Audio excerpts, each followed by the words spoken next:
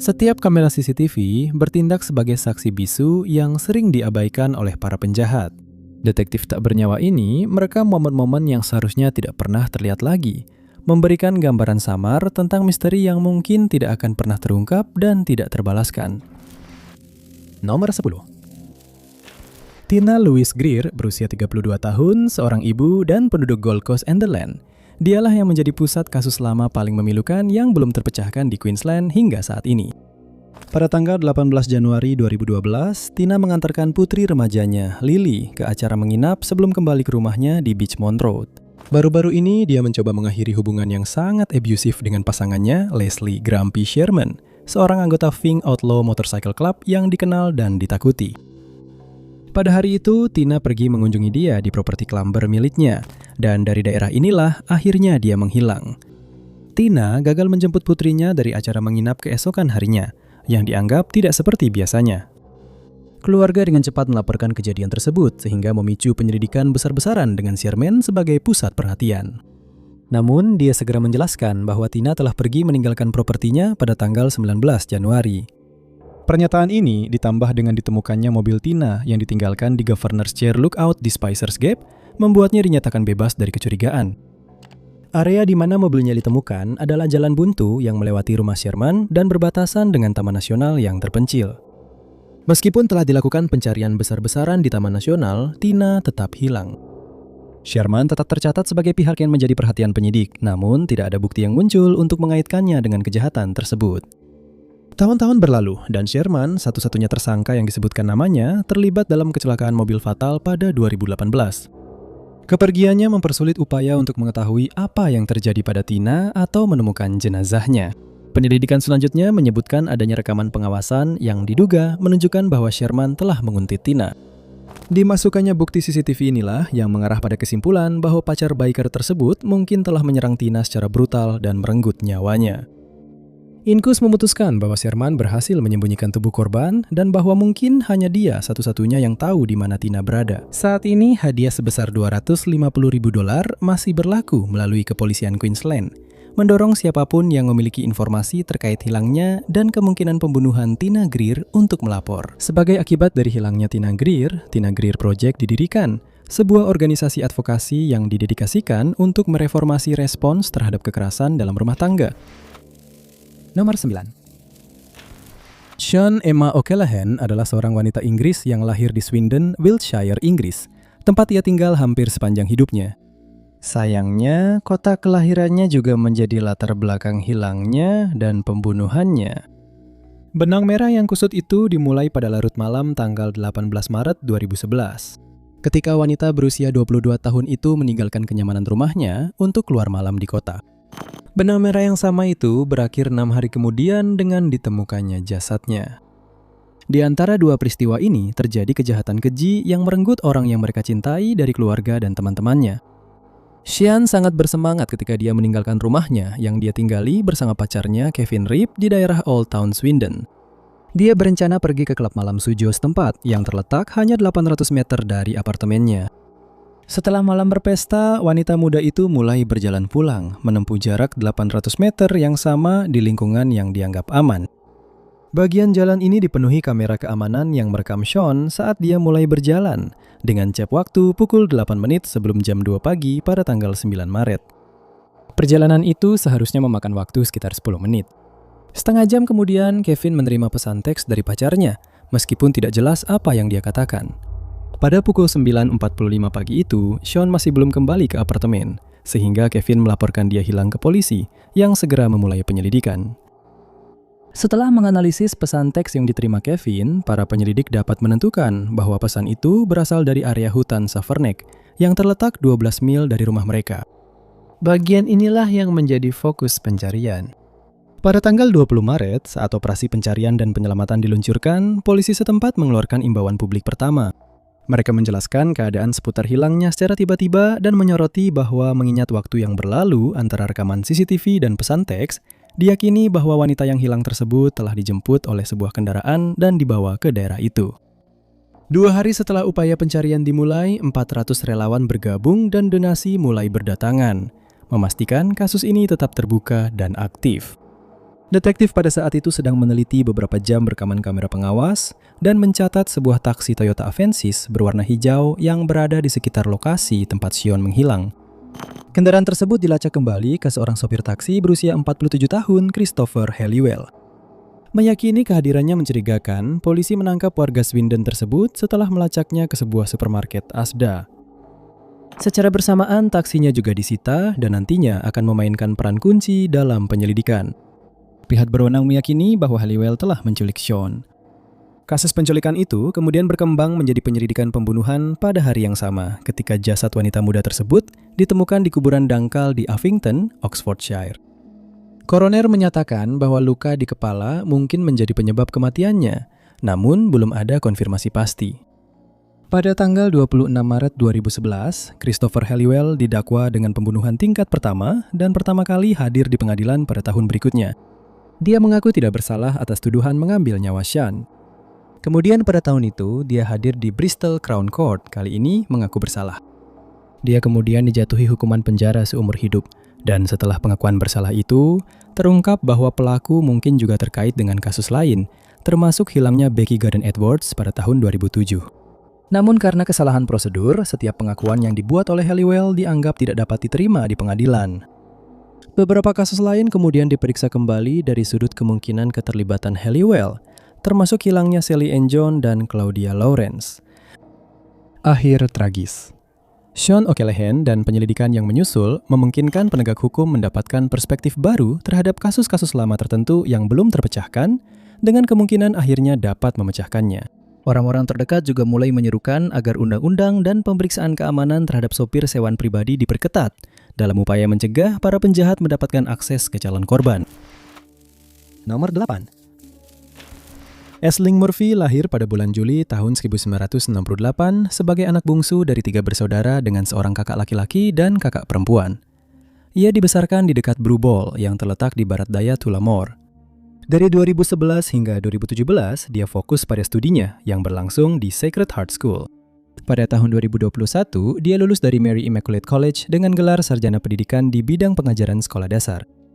Pada tahun yang sama, dia mulai bekerja di sebuah sekolah dasar di Duro sebagai guru pengganti. Dia mendapatkan posisi penuh waktu di akhir tahun itu, di mana dia akan mengajar murid kelas 1. Pada usia 22, Aisling berusia 23 tahun telah berpacaran dengan pacarnya Ryan Casey selama 5 tahun, dan mereka berencana untuk menikah. Namun di awal tahun itu, rencana tersebut tiba-tiba hancur ketika guru muda yang bercita-cita tinggi itu diserang hingga tewas. Saat itu, tanggal 12 Januari, sekitar pukul 2.30 siang, ketika Aisling selesai bekerja dan bersiap-siap untuk pulang hari itu. Kamera pengawas sekolah merekam Aisling di tempat parkir pada pukul 2.37 siang saat ia berjalan menuju mobil Seat Cordova merah miliknya. Dia masuk ke dalam kendaraannya dan melewati N52 dekat Grand Canal. Dia meninggalkan tempat parkir dengan berjalan kaki, mengenakan kaos putih, jaket biru dongker, legging biru dongker, dan topi wol merah muda dengan bola coklat di atasnya. Dia juga mengenakan jam tangan pintar Fitbit yang terhubung ke ponselnya. Dan data dari perangkat-perangkat ini mengungkapkan bahwa Aisling berjalan di sepanjang kanal menuju jembatan Digby sekitar pukul 2.51 siang. Dan 4 menit kemudian, dia terekam di CCTV berjalan ke arah yang sama. Dan inilah terakhir kalinya dia terlihat masih hidup. Pergerakan selanjutnya hanya bisa dilacak melalui perangkatnya. Setelah itu, menunjukkan bahwa dia telah melewati jembatan Digby pada pukul 3.16 sore, sebelum kembali menuju tempat parkir mobil di Jalan Dangian. Dia berjalan dengan kecepatan yang konsisten selama beberapa menit hingga pukul 3.21 sore, ketika terjadi perubahan kacau pada pelacak Fitbit. Fluktuasi tersebut menunjukkan bahwa telah terjadi sesuatu yang tidak wajar yang diyakini para penyelidik sebagai serangan brutal. Pelacak aktivitas Aisling mencatat detak jantungnya menurun pada pukul 3.27 sebelum berhenti pada pukul 3.31 sore. Sementara itu, 2 pelari jogging lewat ketika mereka melihat sebuah sepeda gunung di semak-semak dan suara gemerisik di parit di bawahnya. Dan setelah melihat lebih dekat, mereka melihat seorang pria membungkuk di atas tubuh seorang wanita yang ternyata adalah Aisling dan menggunakan pisau tajam untuk menyerangnya. Kedua pelari jogging itu berlari mencari bantuan dan berhasil menelpon kantor Garda Tullamore pada pukul 3.34 sore. 2 petugas tiba 10 menit kemudian, tetapi pada saat itu, guru sekolah dasar muda tersebut telah meninggal dunia akibat luka-lukanya. Pelaku segera melarikan diri sebelum polisi tiba di lokasi kejadian. Dan mengingat sifat serangan yang mengerikan itu, Garda mendirikan posko penyelidikan di kantor polisi dengan lebih dari 50 petugas yang ditugaskan untuk penyelidikan tersebut. Rekaman CCTV dan kesaksian saksi mata terbukti sangat penting dalam menangkap orang yang bertanggung jawab atas kejahatan ini. Kamera pengawas merekam seorang pria di sekitar lokasi yang mengendarai sepeda gunung Green Falcon Storm. Sepeda yang sama telah ditinggalkan di tempat kejadian perkara. Saat dia melarikan diri, individu tersebut segera diidentifikasi sebagai Joseph Puska, yang berusia 31 tahun, yang tinggal di sebuah desa bernama McClough. Dia tidak memiliki catatan hukuman sebelumnya untuk kejahatan kekerasan, meskipun namanya tercatat sebagai orang yang menjadi perhatian penyidik dalam 2 kasus penyerangan terhadap wanita lainnya. Saat masih remaja, dia juga pernah dijatuhi hukuman percobaan. Persidangannya dimulai pada akhir 23, setahun setelah pembunuhan brutal itu, dan dia mengaku tidak bersalah. Tetapi rekaman CCTV serta pengakuan yang diduga dilakukannya di rumah sakit saat dia dirawat karena cakaran akibat perlawanan di wajahnya menjadi bukti yang memberatkannya. Dia dijatuhi hukuman penjara seumur hidup pada bulan November di tahun yang sama. Nomor 7. Seseorang yang berjiwa bebas dengan hati yang paling penyayang, tawa yang luar biasa, dan mata yang berkilauan. Inilah kata-kata yang digunakan orang-orang terdekat Zara Alina untuk menggambarkannya. Zara berperan dalam membantu penempatan kembali para pengungsi di Inggris. Dia juga merawat ibu dan neneknya yang sedang sakit, mencurahkan waktu dan tenaga untuk memastikan mereka dirawat dengan baik dan penuh kasih sayang. Pada tahun 2022, saat berusia 35 tahun, dia baru saja mulai bekerja di Royal Courts of Justice dengan mata yang tertuju pada impian terbesarnya. Zara sudah memiliki seluruh rencana, membeli rumah sendiri, menemukan pria idaman, menetap, dan memiliki beberapa anak. Masa depan tampak cerah, tetapi pada dini hari tanggal 26 Juni, semua rencana itu hancur oleh sebuah tragedi. Baru lewat pukul 2.30 pagi ketika Zara ditemukan dalam kondisi kritis di trotoar tidak jauh dari rumahnya di Ilford, London Timur. Barang-barang pribadinya berserakan di sepanjang jalan Cranbrook dan dia telah dianiaya dengan parah. Dia ditemukan oleh seorang wanita yang segera memberitahu pihak berwenang tentang kejadian tersebut. Sambil menunggu para medis datang, orang yang lewat tersebut melakukan CPR, menjaga Zara tetap hidup sampai bantuan tiba. Dia dibawa ke rumah sakit di mana perawatan darurat segera diberikan. Sayangnya luka-lukanya terlalu parah dan dia meninggal dunia beberapa saat kemudian pada pagi itu. Sudah jelas bahwa Zara telah menjadi korban penyerangan fatal dan waktu sangat penting jika pihak berwenang ingin menangkap penyerangnya. Detektif segera meluncurkan penyelidikan ekstensif di area tempat dia ditemukan dan memeriksa rekaman pengawasan di sekitar untuk melacak pergerakan terakhir Zara dan para penyerangnya. Rekaman CCTV dimulai pada pukul 2 pagi hari itu ketika Zara meninggalkan sebuah bar di jalan utama dekat stasiun kereta Ilford. Kamera menangkap Zara bergerak menuju Valentine's Park di jalan Cranbrook. 17 menit setelah berjalan dan hanya berjarak pendek dari rumahnya, Zara diserang dan dianiaya oleh seorang pria. Penyelidik menyadari bahwa pria dalam rekaman tersebut adalah pria yang sama yang keluar dari bar yang sama hanya beberapa saat setelah Zara. Ternyata orang tersebut telah dikeluarkan karena melecehkan staf. Kamera pengawas akan merekam pergerakannya selanjutnya setelah ia keluar dari bar. Dia terlihat mendekati beberapa wanita, mengikuti mereka, dan melecehkan mereka di sepanjang jalan Cranbrook. Salah satu wanita tersebut adalah Zara yang akhirnya menjadi target amarahnya. Tidak butuh waktu lama bagi para penyelidik untuk mengidentifikasi pria itu, terutama karena dia baru saja dibebaskan dari penjara. Jordan McSweeney telah dibebaskan 9 hari sebelumnya setelah dipenjara karena perampokan, dan sebelum pembunuhan terjadi, sudah ada upaya untuk mengembalikannya ke penjara, dengan saran bahwa seharusnya dia tidak dibebaskan. Metropolitan Police telah melakukan tinjauan internal yang menemukan bahwa McSweeney telah divonis sebanyak 28 kali untuk 68 pelanggaran.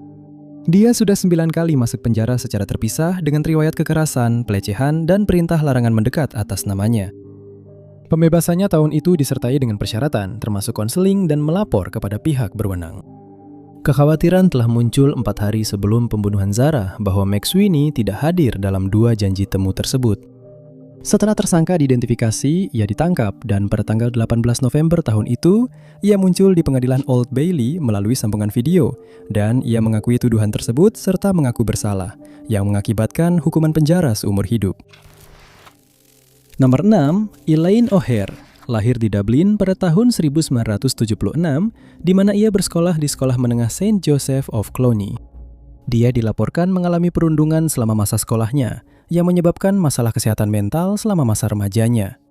Dan karena hal ini, dia sering dikirim untuk perawatan psikiatri, di mana dia dirawat karena depresi dan gangguan kepribadian ambang. Elaine juga menderita beberapa masalah kesehatan fisik, termasuk asma dan diabetes. Pada tahun 2005, Elaine pindah dari rumah keluarganya di Killiney dan ke sebuah apartemen di Black Rock sebelum akhirnya mampu membeli unit rumah di Step Aside. Pada saat itu, Elaine telah mengatasi banyak masalahnya dan masa depannya tampak penuh harapan. Elaine mulai bekerja sebagai asisten pengasuh anak dan sesekali bekerja paruh waktu di Black Rock. Pada saat yang sama, Elaine mengikuti kelas malam, berharap suatu hari bisa menjadi guru Montessori. Namun, semua yang tadinya berjalan baik itu runtuh pada tahun 2012. Ketika Elaine menghilang dari rumahnya. Awalnya diduga dia hilang saat menjadi relawan di lomba kapal layar. Namun tas, dompet, ponsel, dan rekaman CCTV menunjukkan hal yang berbeda. Rekaman CCTV menunjukkan wanita Irlandia berusia 36 tahun itu meninggalkan rumahnya dengan ponsel yang berbeda pada tanggal 22 Agustus tahun itu. Ini akan menjadi kali kedua terakhir dia terlihat. Seorang pelari di Shanganagh Park di Dunleary melihatnya berjalan menuju pemakaman tempat ibunya dimakamkan. Orang-orang yang lewat mendengar teriakan keras seorang wanita dari arah pemakaman, namun tidak dapat dipastikan apakah sosok itu adalah Elaine atau bukan, meskipun kendaraannya ditemukan di dekat situ tak lama setelah ia menghilang.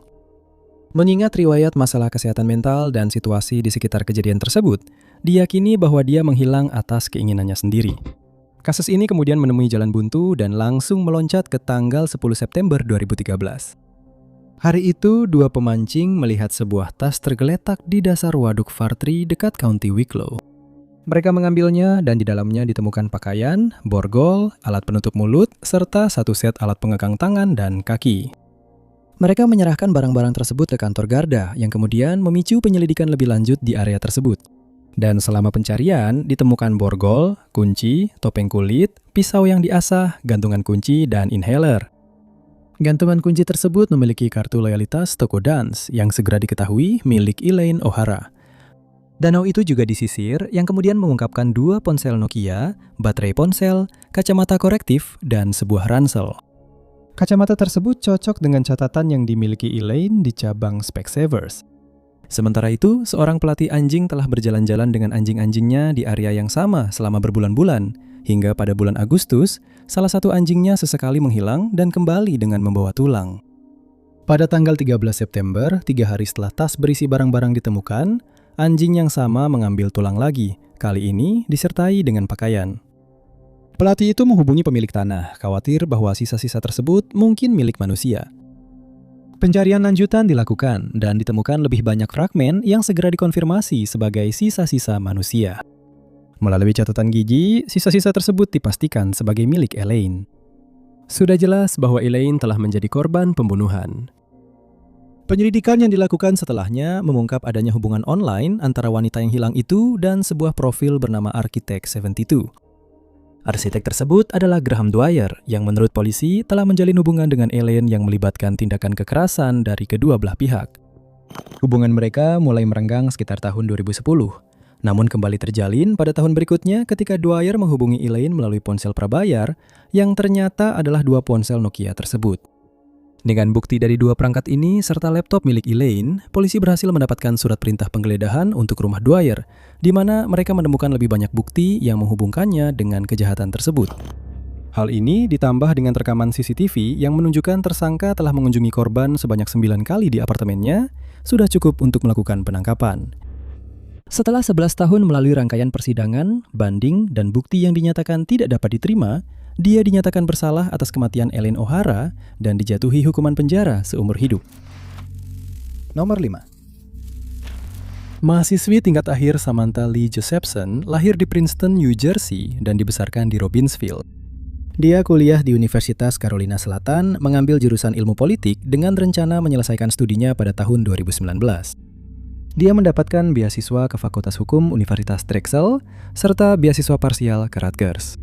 Dia memiliki cita-cita untuk berpraktik di bidang hukum internasional, dan dia adalah anggota perkumpulan mahasiswi Alpha Gamma Delta, serta pernah belajar di luar negeri di Barcelona dan mengunjungi Madrid serta Paris. Pada tanggal 29 Maret 2019, wanita berusia 21 tahun itu sedang berusaha meninggalkan distrik Five Points di pusat kota Columbia setelah menghabiskan malam di sana bersama teman-temannya.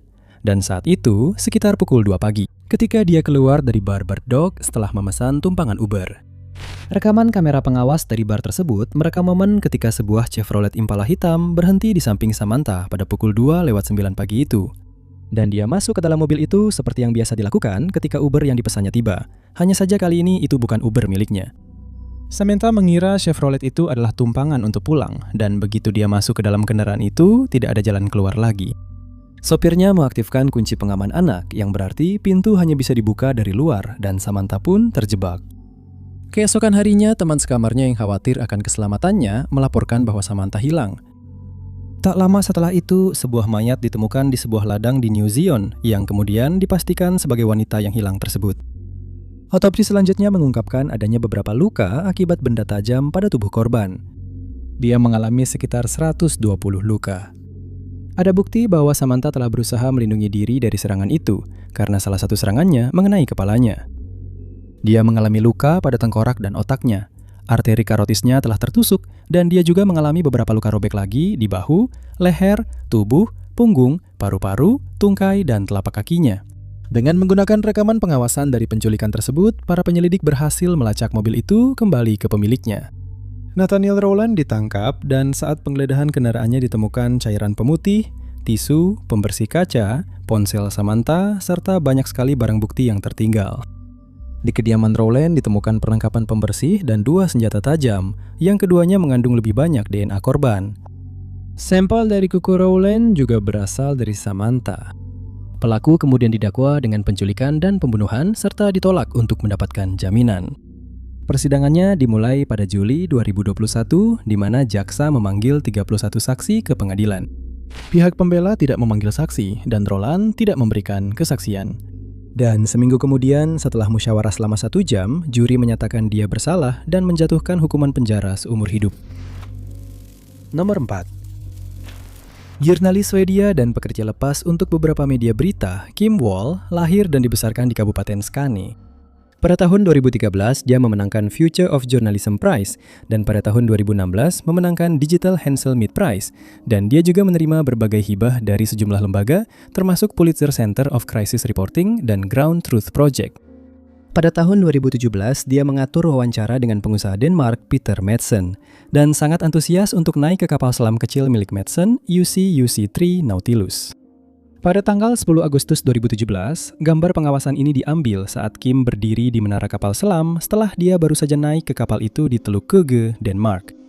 Gambar inilah dan kebersamaan dengan Madsen yang menandai terakhir kalinya sang jurnalis terlihat masih hidup. Rekan kerja Kim, Olstaub, melaporkan dia hilang setelah Nautilus gagal bersandar di Copenhagen. Tak lama setelah itu, Madsen berhasil diselamatkan dari air dan Nautilus ditemukan tenggelam keesokan paginya. Pada tanggal 21 Agustus, seorang pesepeda menemukan sebuah batang tubuh manusia yang terdampar di pantai. Pemeriksaan postmortem mengungkapkan bahwa korban telah mengalami beberapa serangan dengan benda tajam. Pada bulan Oktober, 2 kantong plastik yang berisi sisa-sisa tubuh lainnya, termasuk anggota tubuh dan kepala Kim Wall, ditemukan. Madsen ditangkap sebagai tersangka atas hilangnya dirinya dan mengklaim telah menurunkan jurnalis tersebut di daratan. Namun setelah penemuan sisa-sisa tubuh tersebut, dia mengakui telah membuang sisa-sisa tubuhnya ke laut setelah terjadi kecelakaan di kapal. Penyelidikan lebih lanjut menemukan video di komputer tersangka yang memperlihatkan wanita-wanita disiksa. Beberapa di antaranya diduga termasuk pemenggalan kepala. Tahun berikutnya, Madsen didakwa dengan pembunuhan dan perlakuan tidak pantas terhadap jenazah. Jaksa menuduhnya telah menyiksa Kim sebelum menghabisi nyawanya. Dan pada bulan April, pelaku dinyatakan bersalah atas semua tuduhan terhadapnya, serta dijatuhi hukuman penjara seumur hidup. Nomor 3. Annie Lee adalah seorang mahasiswi pasca sarjana muda di Universitas Yale di New Haven, Connecticut pada tahun 2009. Wanita berusia 24 tahun itu adalah mahasiswa doktoral di Departemen Farmakologi universitas tersebut. Pada saat itu, dia sudah bertunangan, dan pernikahannya hanya tinggal beberapa hari lagi ketika dia tiba-tiba menghilang secara misterius.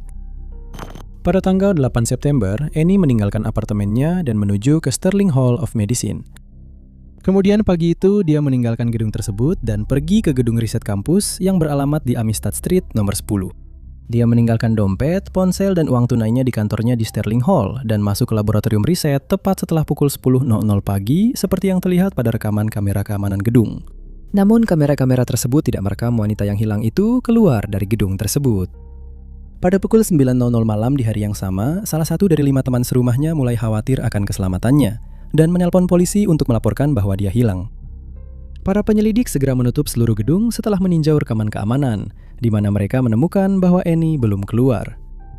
Mereka mencari di kampus, gedung-gedung, setiap ruangan, bahkan tempat pembuangan sampah Hartford di mana sampah Yale dibakar.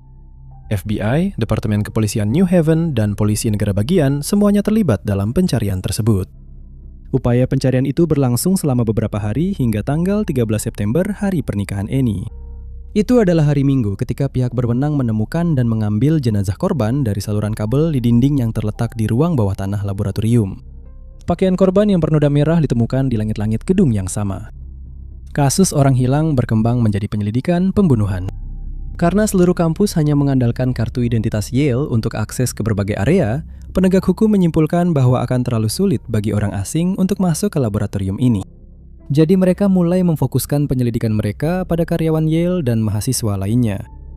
4 hari kemudian, polisi menangkap seorang teknisi laboratorium berusia 24 tahun bernama Raymond Clark yang bekerja di gedung yang sama pada hari Annie menghilang. Sampel DNA pada akhirnya mengaitkannya dengan kasus pembunuhan tersebut. Clark ditahan di penjara dengan keamanan maksimum dengan jaminan $3 juta saat ia menunggu untuk hadir di pengadilan tinggi. Persidangan dimulai pada Januari 2010 dengan Clark mengaku tidak bersalah. Beberapa sidang tambahan akan dilakukan dengan tersangka tetap mempertahankan ketidakbersalahannya. Namun pada Maret 2011, ia mengaku bersalah atas pembunuhan tersebut dengan imbalan hukuman 44 tahun penjara. Nomor 2. Maria Marta Garcia Belsunce adalah seorang sosiolog berusia 50 tahun yang bekerja di sebuah yayasan yang didedikasikan untuk anak-anak hilang. Dia telah menikah dengan pria yang sama, Carlos, selama 31 tahun, hingga pernikahan itu berakhir pada tanggal 27 Oktober 2002. Sore itu, Carlos masuk ke rumah mereka di Carmel Country Club yang terletak di lingkungan elit Buenos Aires, dan menemukan istrinya yang tercinta tidak sadarkan diri di dalam bak mandi mereka. Carlos sedang berada di rumah saudara iparnya menonton pertandingan sepak bola, sementara Maria pergi ke pertandingan tenis. Setelah menemukannya di dalam bak mandi, tampaknya kepalanya terbentur, Carlos segera menghubungi ambulans. Ambulans tiba di lokasi dan mendapati bahwa Maria sebenarnya sudah meninggal dan bukan sekedar tidak sadarkan diri. Laporan koroner menunjukkan bahwa Maria mengalami henti jantung non-traumatis dan keluarga menyetujui hal tersebut. Lalu jenazahnya diserahkan kepada mereka dan Maria dimakamkan hampir 24 jam setelah ia meninggal. Namun polisi tidak pernah datang ke rumah untuk melakukan penyelidikan dan tidak ada yang menghubungi mereka juga. Mereka mengira Maria hanya mengalami kecelakaan aneh. Namun tidak semua orang setuju dengan penjelasan ini. Beberapa anggota keluarga berpikir bahwa seharusnya dilakukan penyelidikan lebih lanjut, bersikeras bahwa mungkin ada seseorang yang masuk paksa ke rumah dan menyerangnya. Mereka membangun sebuah teori kemungkinan di mana pertandingan tenisnya dibatalkan lebih awal karena hujan, dan kedatangannya yang tidak terduga ke rumah membuat beberapa perampok terkejut, lalu menyerangnya dan membungkamnya. Saudara tiri Maria bersikeras agar polisi melakukan penyelidikan lebih lanjut. Melalui desakan inilah terungkap bahwa ada setidaknya 3 lubang di kepala wanita itu. Lubang-lubang yang tidak sesuai dengan luka akibat membenturkan kepala ke keran atau keran air. Sisa-sisa jenazah Maria dikeluarkan dari makamnya sebulan kemudian, dan pemeriksa medis kemudian menemukan 5 potongan logam di kepalanya, serta sebuah tanda yang menunjukkan adanya potongan ke-6. Kecelakaan di rumah itu sekarang diselidiki sebagai kasus pembunuhan. Awalnya, penyidik mengarahkan perhatian kepada suaminya, Carlos, sebagai tersangka potensial atau orang yang perlu didalami.